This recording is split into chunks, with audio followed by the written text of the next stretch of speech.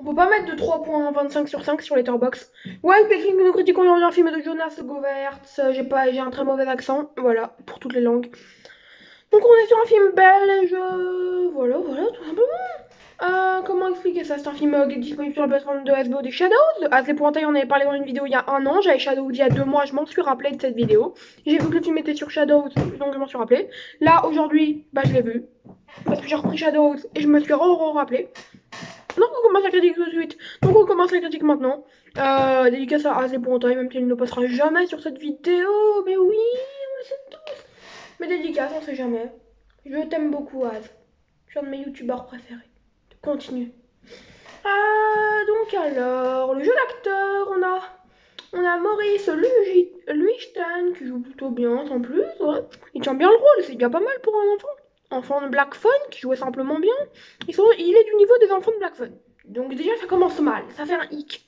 Mais quand tu vois Gil Hekelaert, mais tu te dis, mais le gars, il est incroyable.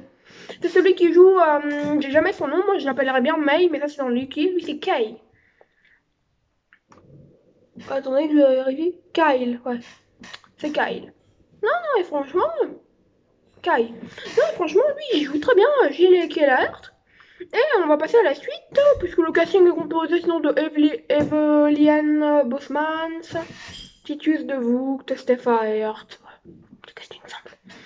Au niveau des personnages, les personnages sont plus ou moins réalistes. Parfois, les personnages m'ont paru un peu sempiternels. Non, semi-sempiternel. Un peu long, un peu perdu pour rien, quoi. Mais sinon, il y a d'autres moments où ça va, en fait. Où ça passe au-dessus de ça. Bon, et puis de toute manière, on va pas se plaindre. Hein. On est déjà un peu attaché au personnage principal, c'est déjà pas mal. On a de l'affect dès le début, alors que je crois qu'au début, qu'il pose aucun mot. Ça force. Au niveau de l'histoire est très plaisante à suivre. Il y a un peu de gore, hein, parfois. Surtout vers la fin. Après, il faut avouer par contre que le sous-texte, au début, je le comprends pas trop. Moi, personnellement, j'ai pas trop compris le sous-texte. Il a fallu que j'ai la fin pour être sûr d'avoir compris le sous-texte. Sinon, alors, à part ça, bah, nous avons une histoire clean. Si j'aurais à critiquer l'histoire en bref, parce que là, je vous ai fait des petits points, mais si j'aurais critiqué l'histoire en bref, l'histoire est clean, ça passe le temps, ça aurait pu être mieux, mais ça passe. Le sous-texte très intéressant. C'est d'ailleurs ça qui a remonté la note et qui fait que je voulais lui mettre un 3,25 sur 5. Parce que ouais, je lui ai mis un 3 sur Letterboxd, mais il n'y a pas de 3,25 sur 5 sur Letterboxd. Donc je peux pas lui mettre de 3,5. Triste. Alors, scénario. Franchement, les dialogues, ils se valent. Hein. Ils se valent bien. Après, bon, si on enlève le côté. Comment dire. Les dialogues sont parfois simples, quoi, si on enlève le côté scout. Si on enlève le côté des scouts, ça c'est assez simple. Mais ça tient le film. Et franchement, c'est tout ce qu'on demande. Tout ce qu'on demande, ça tient à peu près le film et c'est pas mal. Mieux que The Black Phone. Oui, mieux que Black Phone. On va pas se mentir, oui, je vais m'acharner contre ce film. Et pourtant, j'ai dit, il faut que j'arrête. Voilà, c'est la haine finie contre ce film. Ce n'est pas fini, Black Phone. Bref, donc à part ça.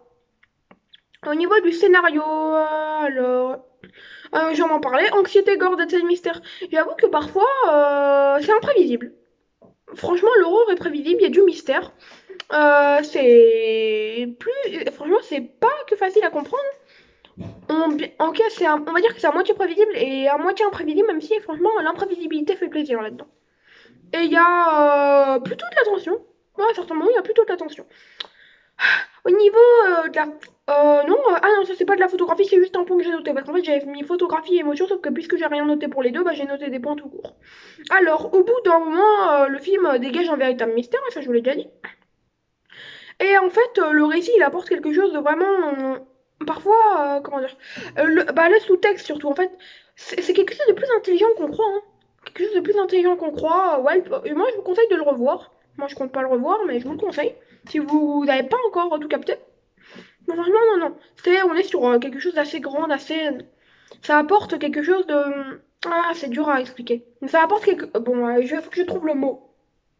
Ce film, il apporte rien au cinéma. Faut être clair. Mais il apporte quelque chose dans ma filmographie. Bon.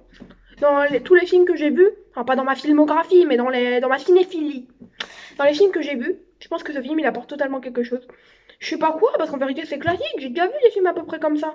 Mais je sais pas, le côté sous-textuel, avec en plus la forêt, le côté scout, le sous-texte, le personnage principal. Ça peut paraître un peu classique, mais le tout légèrement bien mélangé, ça passe. Malgré que, en fait, moi, ce qui m'a gêné dans l'histoire et qui fait que je peux pas lui mettre 3,5 sur 5, c'est qu'on va pas se mentir que justement, parfois, c'est trop scolaire. Parfois, ça reste un peu prévisible. Parfois, ça a beau être quelque chose qui apportera quelque chose. Bah, comme je vous ai dit, ça se rapproche des films. Voilà. Après, bon, tout a déjà été fait, mais tout peut être rénové. Au niveau de la musique, la bande son du film est pas mal, mais depuis que j'ai vu Lucky, et d'autres films, ces derniers temps, j'ai pas mal vu de bande son comme ça, ce qui fait que ça commence à saouler, quoi. Une bande son originale que j'ai, trois bandes son originales. Us, Oniju, Midsommar. Midsommar en premier, Us en deuxième, Oniju en troisième. Même si, peut-être Oniju en deuxième, tiens. Peut-être que je fasse un top des BO que j'ai écouté. J'en ai pas écouté beaucoup. Au niveau des effets spéciaux, les effets spéciaux sont efficaces. Et au niveau de la fin, sans spoil, comme d'habitude, je ne spoil jamais là. J'essaye de pas la spoiler, en tout cas, mais si vous voulez partir, vous allez, je sais pas, quelques secondes plus tard. Mais en gros, voilà, je vais pas spoiler. Donc, la fin, ça apporte un vrai message quoi, sur ce qu'en fait, bah, en fait, il a quelque chose. Sauf que bah, lui, il peut rien faire. Sauf que bah, grâce à, il peut faire. Et ce qui fait que le film est assez. En fait, le film, c'est un peu un cercle vicieux. Quand tu vois la fin, c'est un peu une fin à la Vivarium. En gros, tu sais que ça va recommencer et tu sais que c'est pas la première fois et tu sais que c'est pas la dernière fois. Ça, c'est fort. Parce que voilà, quoi, la fin, en vrai, bah, on sent que c'est surtout le sous-texte qui est compris à la fin, avec ce jeune homme, enfin ce jeune homme, il a mon âge, que racontais-je, il a 12 ans, c'est marqué. Donc, on va l'appeler par son prénom, Samuel, je crois, qui est le deuxième prénom du réalisateur. Donc Samuel, en gros, bah, sans spoil, comment je pourrais mettre ça? Bah, sans spoil, bah, il trouve enfin quelque chose, quoi. Lui qui a toujours été de côté et tout ça, bah, il se met en avant. D'une manière étrange, mais il se met en avant. Désolée, j'ai été assez patraque parfois dans cette vidéo, enfin pas patraque, mais comment vous dire que je tenais pas toujours mes mots. Voilà, je tenais pas toujours mes mots dans la vidéo, donc je m'excuse, ça arrive dans certaines vidéos, dans la plupart d'ailleurs. Mais je m'en excuse pour toutes les autres vidéos aussi. Ma note sur 20 sera donc d'un beau, que je réfléchisse. Il mérite peut-être pas le 13, mais il mérite peut-être un 12,75 sur 20. Et je pense que ce film est méritant. Voilà. Bah voilà. Ouais, j'ai terminé ma petite critique de ce beau film.